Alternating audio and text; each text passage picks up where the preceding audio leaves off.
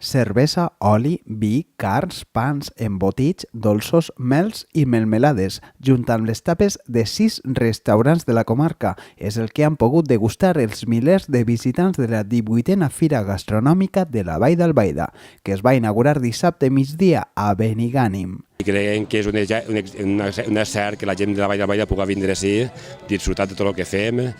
i de tots els productes que es fan en la Vall d'Albaida, i també veure aquestes associacions de Benigànim que també treballen tant perquè que el poble siga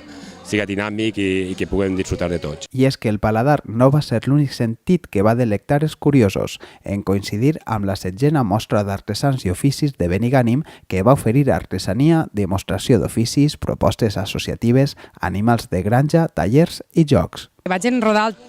fa que la gent les conega, perquè si sempre estan ubicats en el mateix lloc, doncs hi ha molta gent que no es desplaça per anar a aquestes fires. Enguany així, al coincidir en la mostra d'artesans i oficis, que també és la 16a edició, i la fira gastronòmica, doncs trobem que vindrà moltíssima gent a conèixer les dues coses. Als productes gastronòmics i artesans es va sumar l'animació de carrer de Llàgrimes de Ceba, la finestra Nou Circ o els Espantacriatures valencians, la música d'Amanita Suite i el grup Enye, o els tallers d'identificació i ús culinària d'herbes bengívoles i tas d'olis. Moltes vegades no sabem que el més important del nostre poble és els pastissets, que només es fan així, i com tota la vida s'han fet, no saben que pels turistes és un tresor, i nosaltres no sabíem, en el nostre poble tot el món el coneix, però en aquestes fires pensem i oferim en aquests aparadors que són les fires el que som, i som artesania, som cuina, som gastronomia, som mediterrani i també som paisatge. 14 productors de la comarca i 6 restaurants van oferir més de 2.000 degustacions als assistents.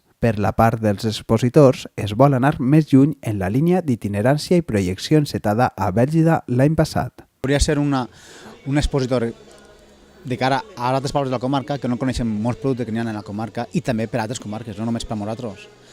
que és el que hem d'intentar promocionar de cara a nosaltres i de cara a fora, sobretot, i portar gent de fora que no coneix, sobretot. De moment, la fira gastronòmica que organitza Soprova compta ja amb interessats per a acollir les seues pròximes edicions.